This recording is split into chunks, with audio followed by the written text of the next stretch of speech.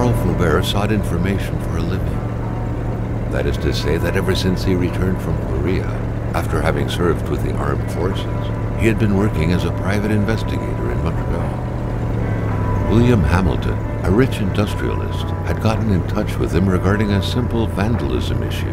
Nothing to write home about. Not worth hiring a private eye either, just so he can drive for hours on rough roads.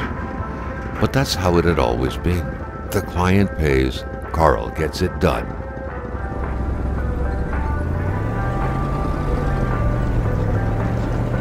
They had set up to meet at the general store, his client's business.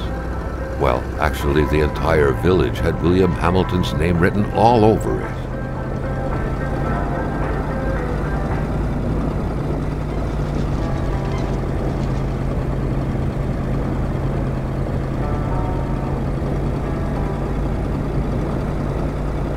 When the roads were bad, muddy, or snowed in, it was customary around these parts to close them off.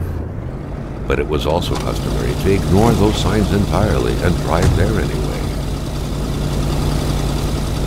Hamilton never mentioned a road-blocking barrier. Why was it needed here in the back of Beyond? That would, however, be a mystery for another day. Carl had waited long enough for someone to come and raise it.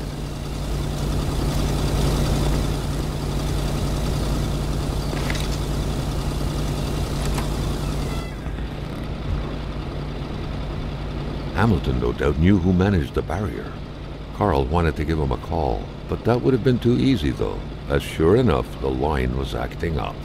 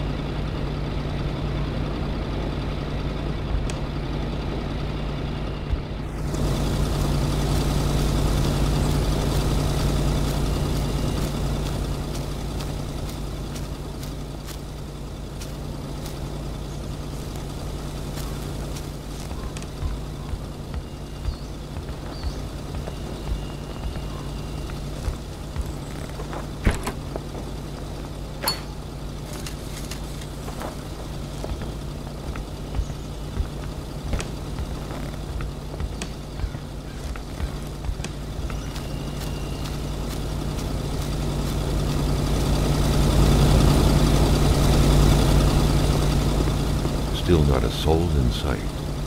There was no point in waiting any longer. Carl had to figure this one out by himself. Hamilton is waiting for Carl in the general store. It was time for him to get down to business. To clear his conscience, a $10 bill. Carl was an honest man.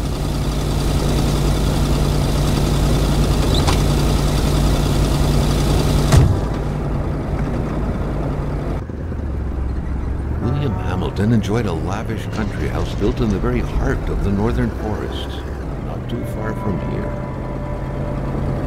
The local populace was divided when it came to the affluent man. Some saw a wealthy philanthropist dedicated to improving the region's economy. Others an aging Englishman who would do anything to further his fortunes. And those ones hated him enough to go on about scheming against him. Hamilton had recently acquired a few local businesses, but the last straw was the reopening of a mine, which gave rise to a wave of protests and threats from the Cree people.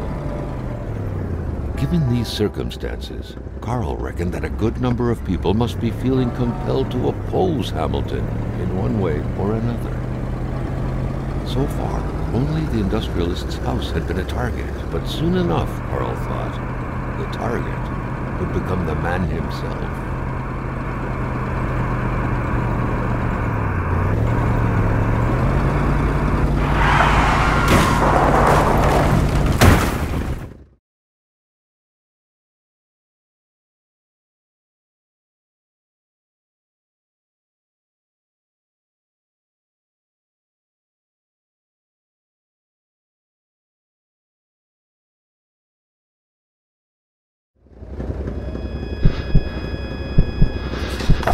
Carl needed to get out of there.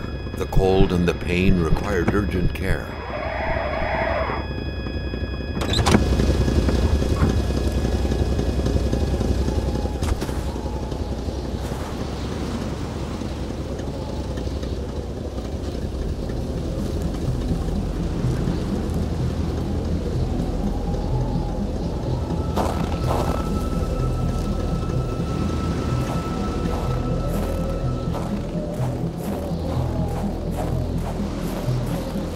The driver had taken off.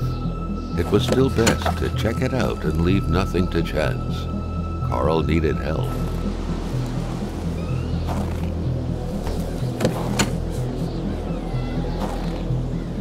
It was a small, locked box engraved with the letters WH. Carl thought about taking it.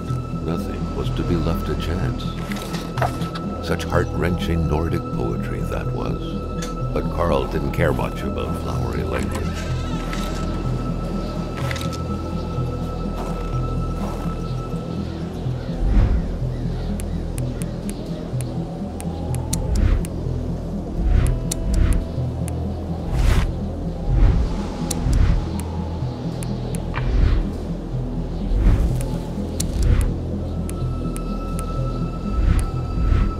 This deep in the country, his last hope was to find an abandoned garage or a farm by the roadside. His life depended on it.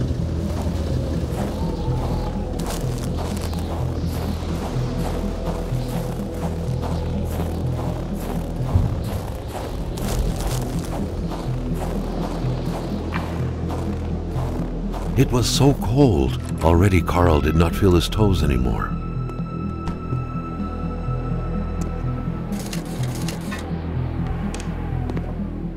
Even better than he had hoped. Carl Faubert had succeeded once more and was now on his way to new adventures.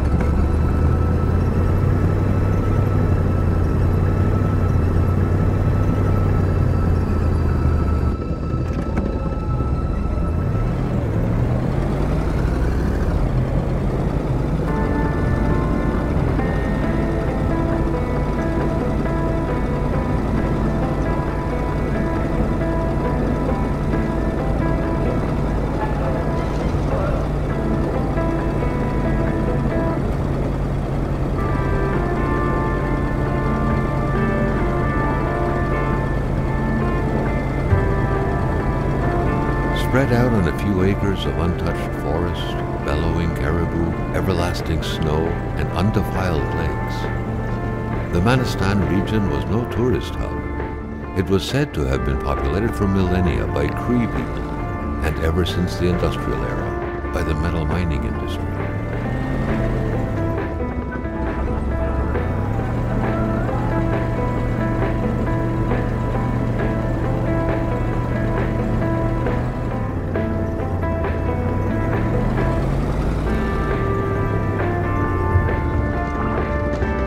Carl's military training had made him a very punctual man. Being late to his meeting with Hamilton was out of the question.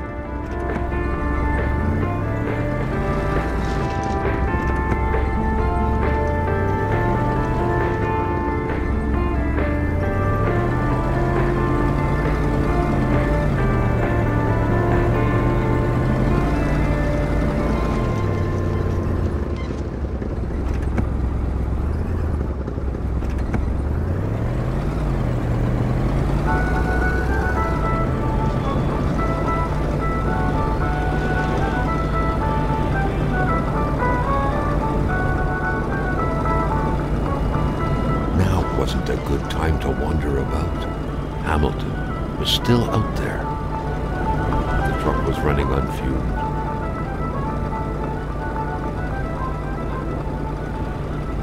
It's a good thing that the general store was close by.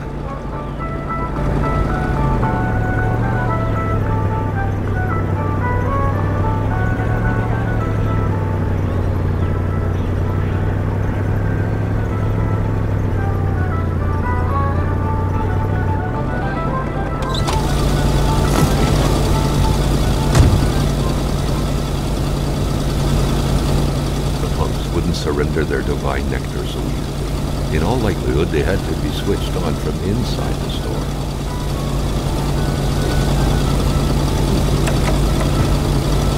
Something fell to the bottom of the box.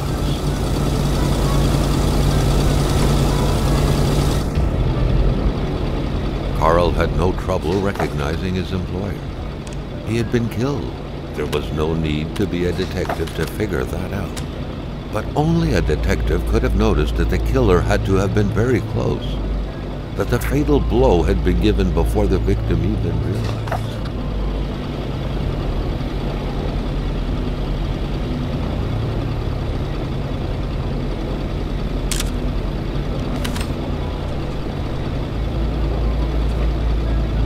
Carl felt a chill down his spine and had a terrifying realization.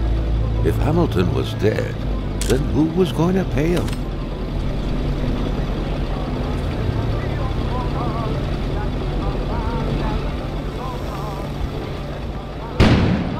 An explosion suddenly occurred outside.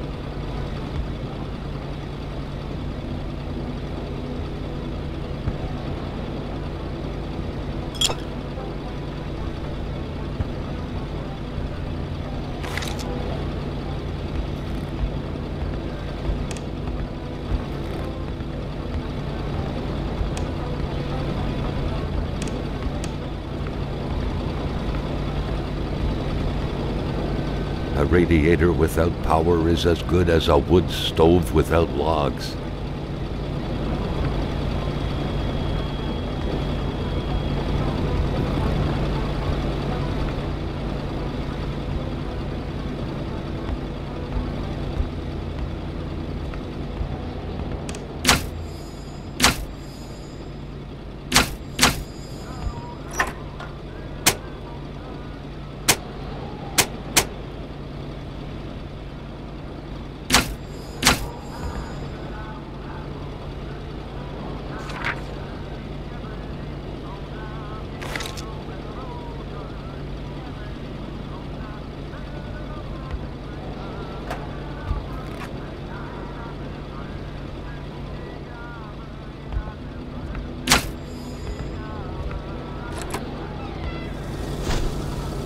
Maintaining his composure, Carl recalled something from his military training. Wolves always stay away from populated areas. Wait, was it about bears? Carl was used to strange phenomena, but a chunk of ice like this, as if an iceberg came out of the ground, that was a first. Prince? Carl found a surprise at every turn. Was the camera faulty, or was it a possible lead? Carl felt that the store and its surroundings still held their secrets, and he didn't like to miss out.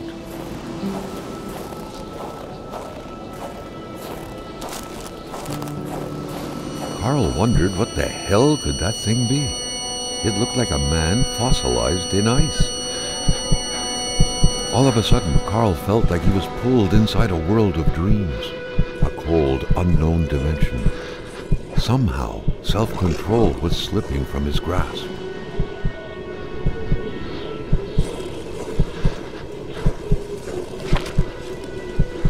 To all appearances, this was a hunting log. Better yet, a war diary.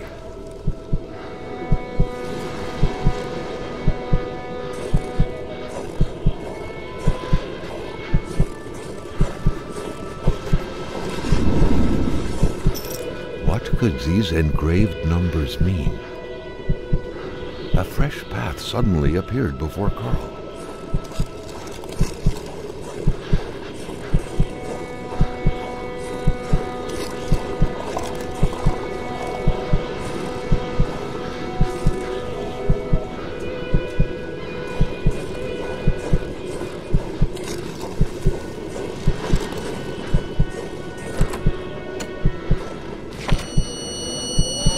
Carl had that feeling you get when you immerse your frozen hands in hot water.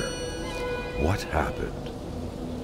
Now at least he knew who the unfortunate man petrified in ice was.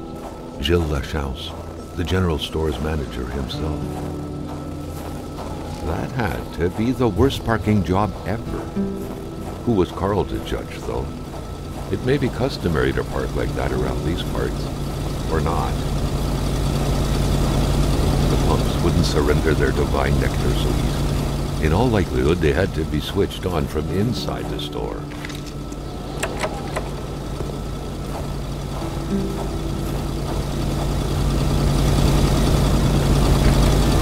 The murder weapon. What was that doing there, Carl wondered. Hamilton must have been determined to keep some information secret to post this key.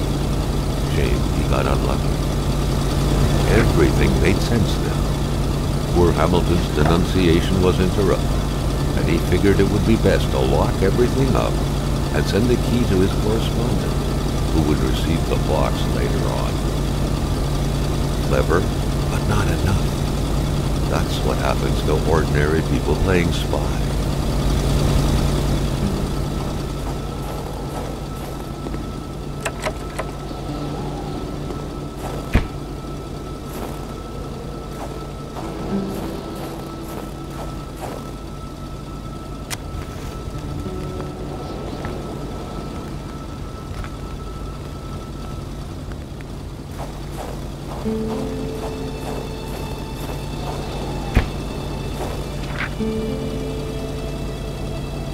Hate was in the air.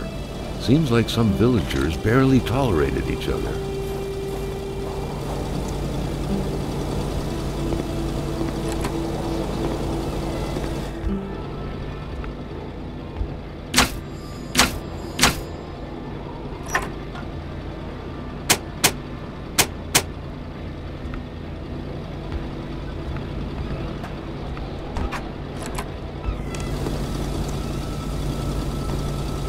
Carl was no electrician, but he could identify a wiring problem when he saw one.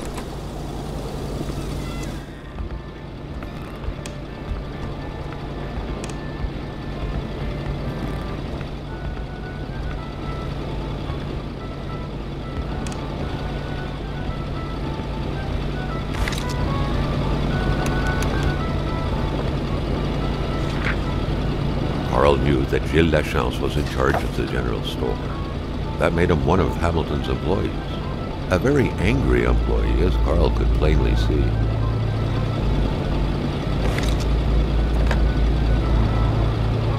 The snowstorm pummeled everything in its path. Carl was not surprised when he heard no tone.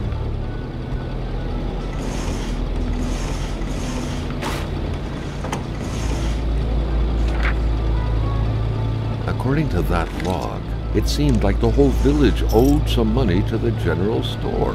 Carl was far more interested in the bunch of nearby addresses he had just gotten his hands on, though. Carl was no electrician, but he could identify a wiring problem when he saw one.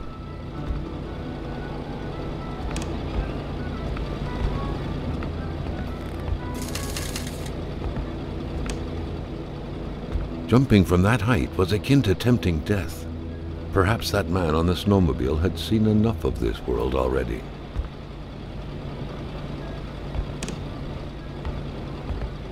Amateur hunters showing some pride at having killed a nice pelted beast. With men like this roaming the area, wolves would become extinct within 10 years, Carl thought.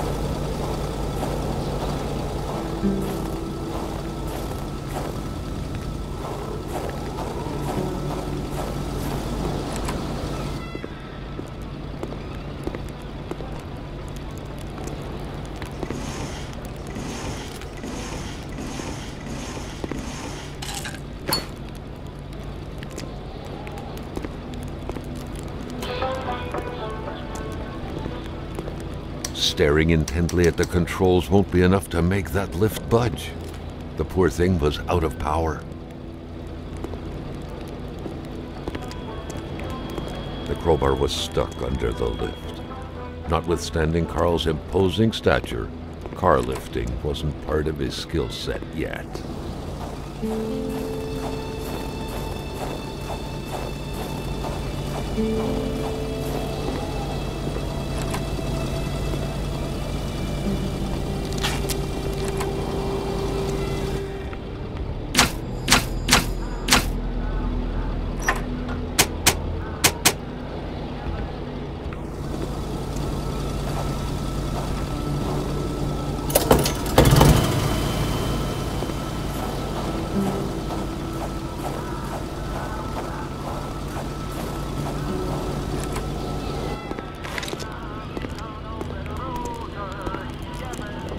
Carl was making progress, but the lift probably needed some more juice to work properly.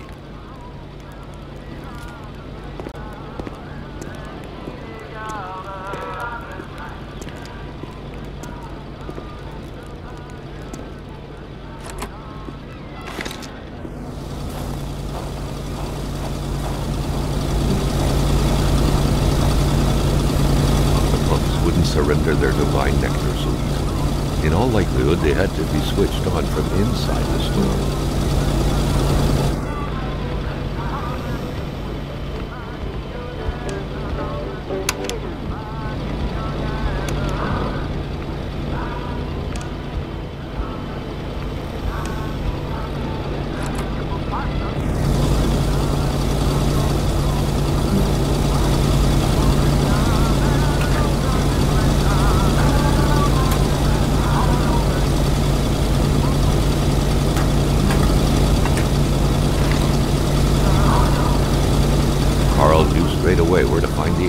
appreciated chez la chance. Any good investigation would have to start there. Carl, ever diligent in his work, always carried his log on him, in which he scribbled down thoughts and leads alike during the course of his investigation.